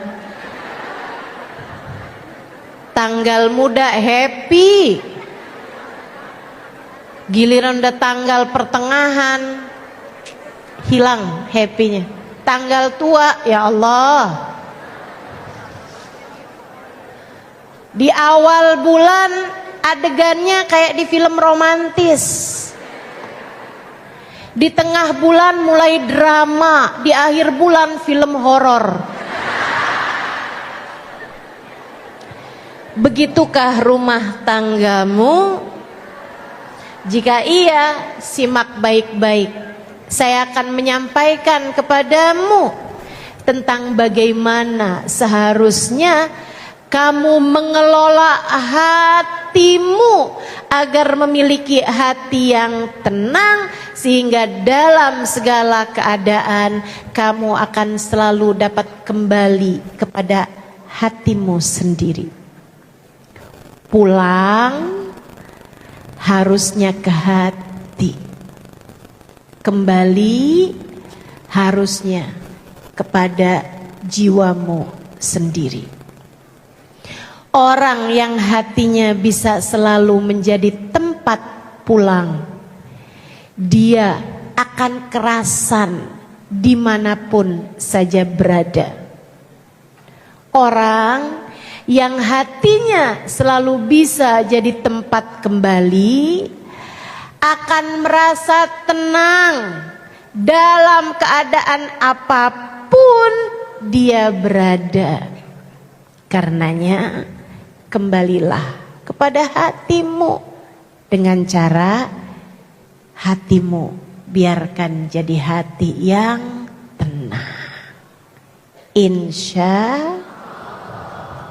Allah. Yuk kita pelajari caranya bikin hati jadi tenang. Saudaraku sekalian saya muliakan, nih kalau kamu pingin hati kamu tenang, yang pertama, hati itu punya banyak sampah. Kamu kalau tinggal di rumah banyak banget sampahnya, banyak banget barang-barang tidak berguna di dalamnya, banyak banget sampahnya, kotoran-kotoran. Kamu jalan sedikit ada, mohon maaf, kotorannya ayam. Jalan dikit ada muntahan. Jalan dikit ada bangkainya tikus. Jalan dikit lagi masuk kamar, tahu-tahu ada kencing. Kencingnya kucing. Misalnya gitu. Betah nggak kamu kira-kira di dalam rumah tersebut? Nggak betah. Sampah-sampah hatimu harus segera dikeluarkan. Apa itu? Sampah hatimu adalah dosa. Idza adnabal abd nakat fi qalbihi nuqtah sauda, kata Nabi kita Muhammad sallallahu alaihi wasallam.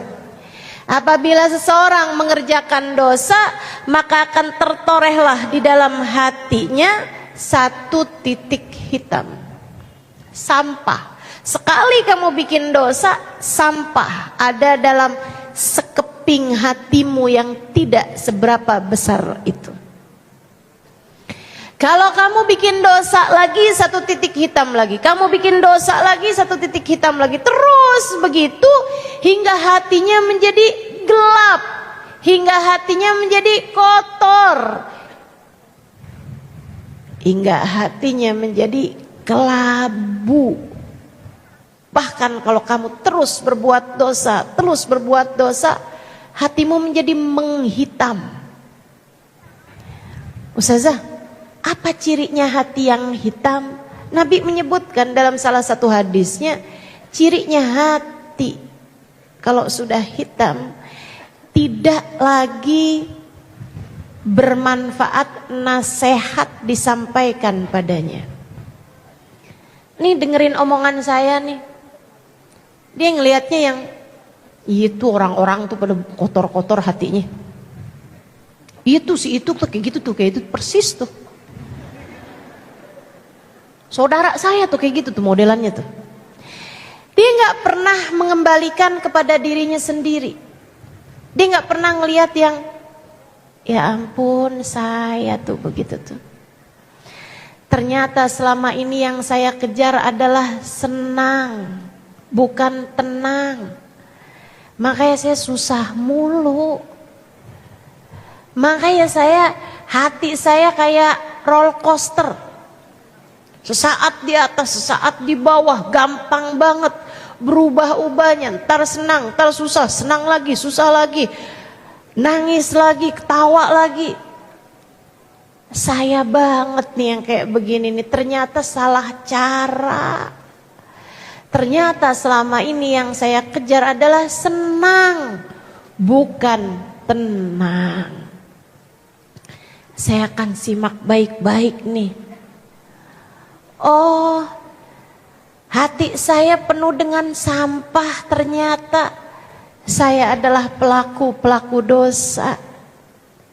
Nah nih, kalau kamu bisa selalu mengembalikan nasihat kepada diri sendiri, itu pertanda bahwa hatimu meskipun ada sampah di dalamnya, sekurangnya hatimu belum terpenuhi dengan sampah-sampah tersebut.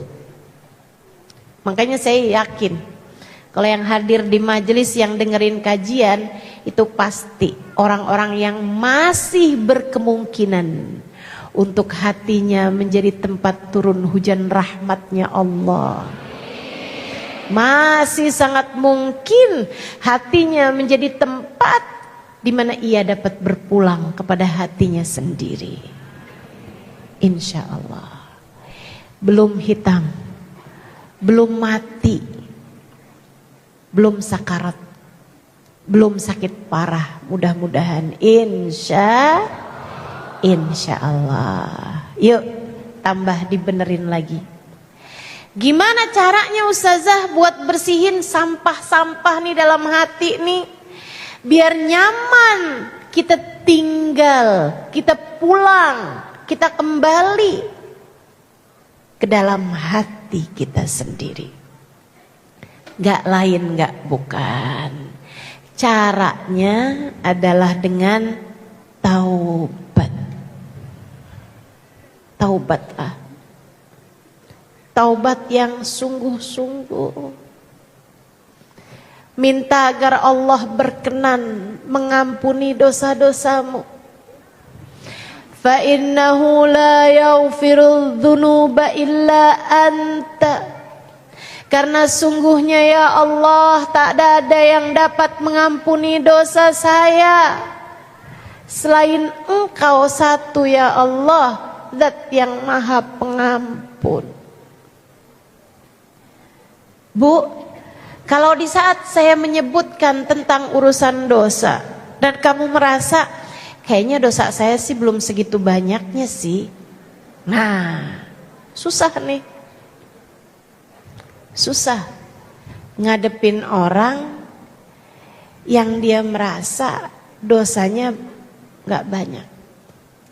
Saya kasih tahu ya, orang tuh merasa berbuat dosa, merasa punya banyak dosa, itu bukan tergantung dari besarannya dosa, justru sebaliknya.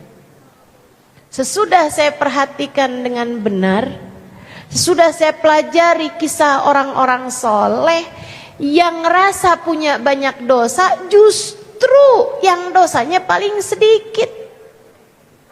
Orang kalau ngerasa dosa saya nih sedikit, justru adalah orang-orang yang dosanya paling banyak.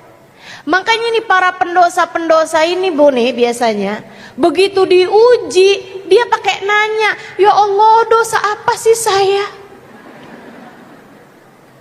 Dia gak kelihatan dari banyaknya. Ini yang istilah pepatah, gajah di pelupuk mata tak tampak, semut di seberang lautan tampak. Dosanya orang jauh-jauh dia tahu semuanya dah, gak kenal. Dosanya artis dia kenal. Dosanya sendiri kayak gak kelihatan depan matanya. Na'udzubillah min dzalik. Saudaraku sekalian saya muliakan, Nabi Muhammad menceritakan dalam salah satu hadisnya, innal munafik, orang munafik ngelihat dosanya, orang munafik, orang yang jauh dari Allah Subhanahu wa taala, yang hatinya enggak punya iman, ngelihat dosanya kayak ngelihat lalat di hidungnya, ditepis begitu aja. Apaan sih? Gitu doang. Walakinnal mu'min, akan tetapi orang mukmin ngelihat dosanya kayak ngelihat gunung yang sedang berguncang di belakang punggungnya, entah di menit bahkan detik yang keberapa gunung tersebut akan jatuh menghancurkan dirinya. Kamu bagaimana caramu melihat dosamu? Ya Allah, kalau engkau ampuni, nasib saya gimana ya Allah? Hancur dah saya ya Allah. Kalau engkau tidak mengampuni saya, hancur saya ya Allah. Ucapan ini Bibu sekalian diucapkan oleh Nabi Adam yang hidup bertahun dalam taat dan sekali saja mengerjakan perbuatan yang menurut beliau salah. Makan buah yang dilarang Allah membuat beliau turun ke atas permukaan bumi. Kabarnya 40 tahun beliau tidak pernah berani mengangkat kepalanya karena malu dan takut kepada Allah Subhanahu wa taala. Ucapan beliau, Rabbana zalamna anfusana wa illam taghfir lana wa tarhamna lanakunanna minal khasirin. Ya Allah, saya udah bikin dosa ya Allah. Kalau engkau nggak ampuni, kalau engkau nggak sayangi, hancur dah saya ya Allah, celaka saya ya Allah, binasa saya ya Allah, dunia sebelum akhirat ya Allah, kesihani saya ya Allah, ampuni dosa-dosa saya ya Allah. Kalau kamu bisa melihat dosamu seperti itu, apalagi teman-teman sekalian, faktanya bahwa Nabi Adam ketika menyampaikan doa semacam itu, Nabi Adam tawadhu, dosanya cuma satu.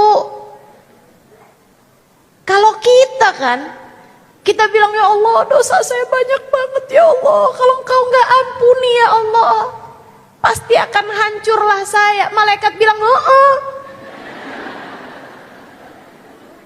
bener banget, emang dosa kita Bu banyaknya luar biasa. Kalau Allah mau hancurkan kita tersebab dosa-dosa kita, tidak berada di masjid ini pada saat ini. Kalau Allah mau menghancurkan kita disebabkan dosa-dosa kita, tak ada sesiapapun mau duduk di sampingmu itu pada saat ini. Kalau Allah tampilkan hakikat dirimu di hadapan manusia yang lain, tak ada sesiapapun mau menyayangimu, apalagi Allah Subhanahu wa taala jalla jalaluhu wa ta'ala azamatu.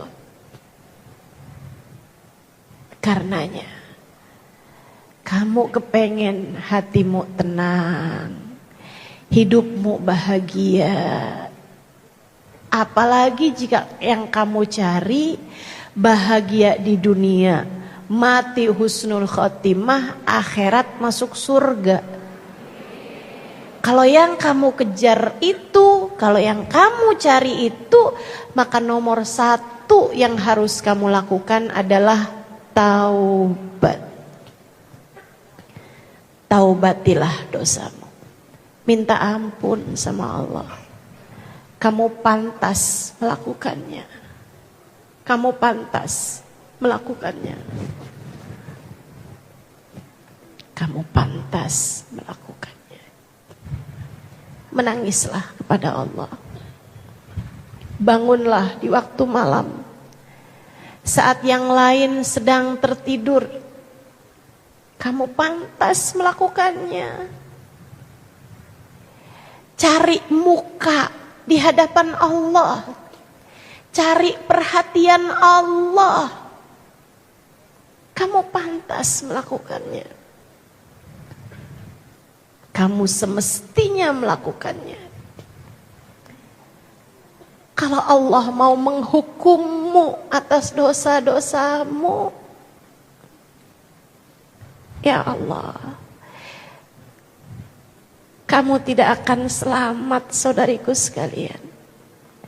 Kalau Allah mau menghukum kita atas apa yang telah kita lakukan, atas dosa-dosa yang telah kita perbuat, tak ada sesiapapun di antara kita yang dapat selamat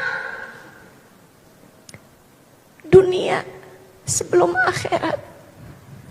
Kalau Allah mau memperhitungkan satu saja dari ribuan dosa-dosa kita, saya rasa tak ada sesiapapun yang akan selamat saat melewati jembatan Sirat.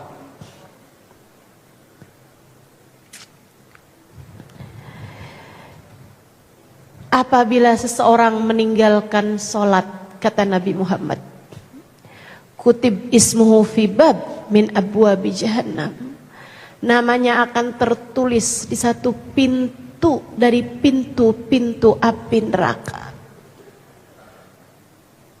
Fulan bin Fulan harus masuk lewat pintu ini, sehingga apabila dia nanti lewat di atas jembatan, pintu tersebut akan memanggil namanya, membuat dia tergelincir dari jembatan tersebut dan masuk ke dalam api neraka.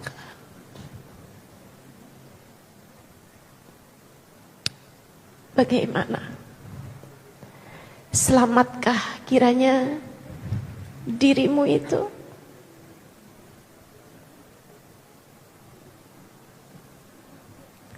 Kita punya banyak dosa. Dosa kita kepada Allah atas melanggar apa yang diperintahkan Allah. Belum lagi dosa kita antar sesama manusia. Menyakiti hati suami,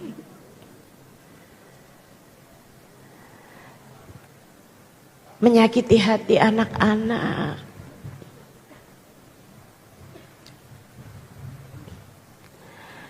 belum lagi perbuatan-perbuatan dosa yang lain yang hanya Allah Subhanahu wa taala yang mengetahuinya.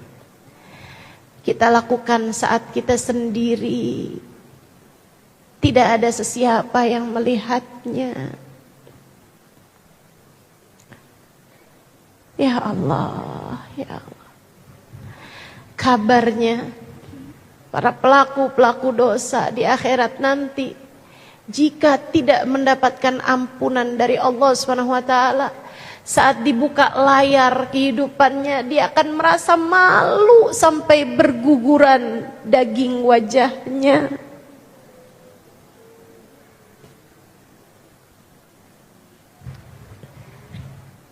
Kalau kita tidak mendapatkan ampunan Allah, hancur kita, celaka kita.